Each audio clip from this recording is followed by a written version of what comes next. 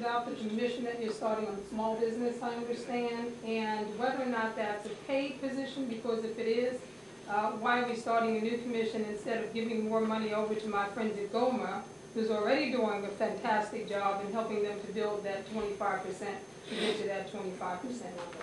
Sure. Yeah, we had no place, we had no institutionalized seat at the table for small business in our state. And so this is not a paid commission. It's not a paid board. I think it's staffed by DBED. Sometimes we would even though 2/3 of all jobs in our state are supported, created by small business, in the past, and by that I mean for the last 40 years, we would often kind of relegate small business to something that HCD deals with, Housing and Community Development. And so this is actually staffed by current staff at the Department of Business and Economic Development, staff that has been greatly reduced, like staff everywhere in our government over the last 4 years. And around that table are some innovative, creative people who are small business, people that are doing big business. It will not drain a penny out of Goma.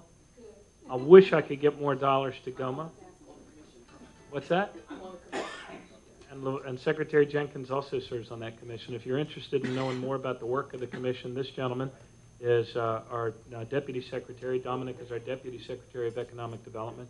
Christian Johansson is no doubt, where is he today? He's at the Harvard Business School, eh? The correct answer to that question was he's working to create jobs in another part of the county.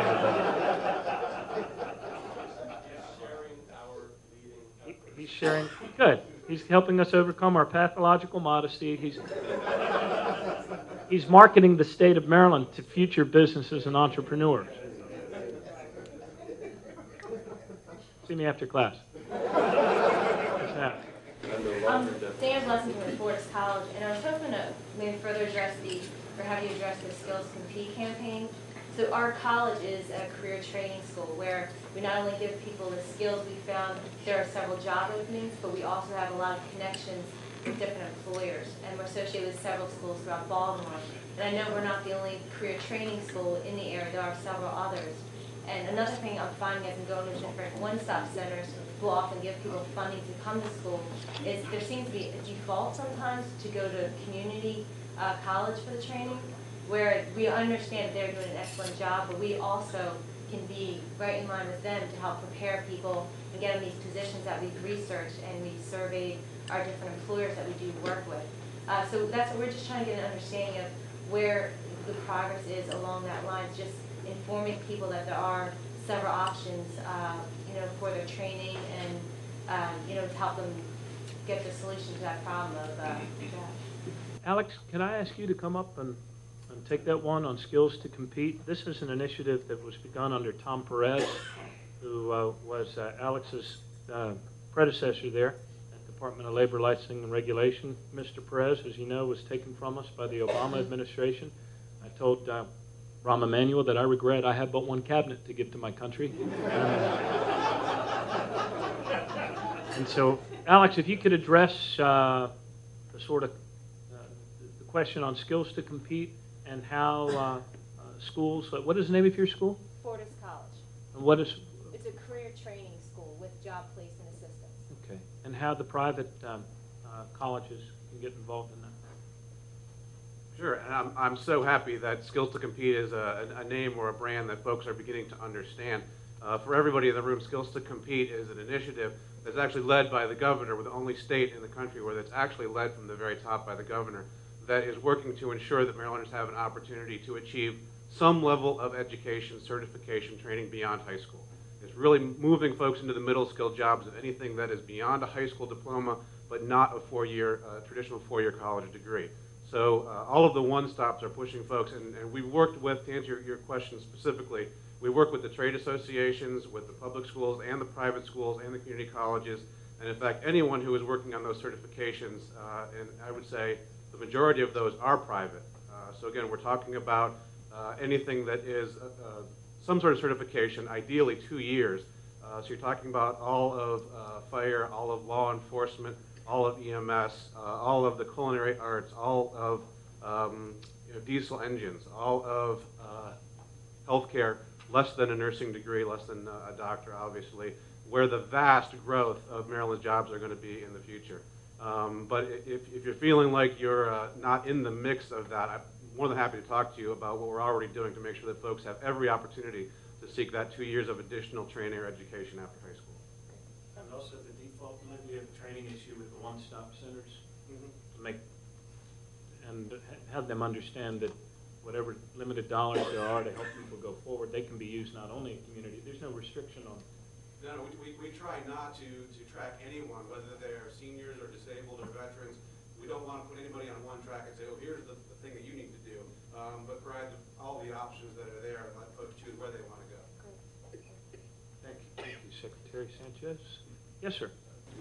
Monty Cooper again from Wallace King. You can't talk a little bit about that foreclosure mediation bill that, from my understanding, you just signed. From my understanding, we may be one of the few states that allow it, and I think it's a great effort from government to help homeowners in tough situations. You touched on it a little bit. Sure. Let me go back. I'm the generalist in the family, which is why I have the posse here of all the secretaries that manage these things. So, Ray, follow up after I give the broad brush view.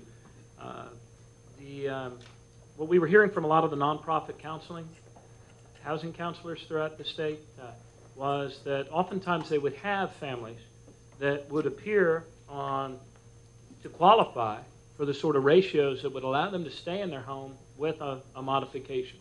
And notwithstanding that, they couldn't get anybody on the phone. And a lot of the housing counselors would say, there's good ones, there's bad ones. Some of the companies actually give us a designated Maryland person. Other ones, we go into the great abyss of, press 1 if you'd like to wait for another hour. Press 2 if you'd like to wait for 2 hours. And so we passed this legislation in the General Assembly that gives every homeowner the right to demand a mediation so that the mortgage servicer actually has to send someone to a hearing presided over by a person from the Office of Administrative Hearings, the places where you go for the traffic things and the other stuff. So the company has to show up for that mandatory mediation. And what we've seen, there are some other states that are doing this. I think notably Connecticut. South Carolina, Connecticut, and Pennsylvania. And what they found in Connecticut was they began with a small kind of optional program where the person has to affirmatively say, I want this mandatory mediation. I can't get Wells Fargo or whoever to pick up the phone. And they moved from that, sort of opt-in, which is the one we have, to requiring everybody to go to a mandatory mediation. And they've had some great success with it there. The foreclosure proceeding is stayed until that mediation actually happens. Now, we won't be able to save everyone. There'll no doubt be disappointed people leaving from the mediation, but we're going to save as many as we possibly can. Ray, that's it in a nutshell. The time frames and those sorts of things, I don't recall off the top of my head, but it's, but where do we find that on our website, Ray? You can find it on the www.mdhope. www.md.hope. No, just mdhope.org. mdhope.org. www.mdhope.org is for foreclosure prevention information, including an outline of that recent legislation. It was passed with bipartisan support. We want to thank the banking industry here in Maryland for working with us and supporting its passage as well. How are we doing? Time to go to work and create jobs? Yes, sir. We can switch up and talk a little bit about energy. Energy. I'm sure as I didn't come up to it.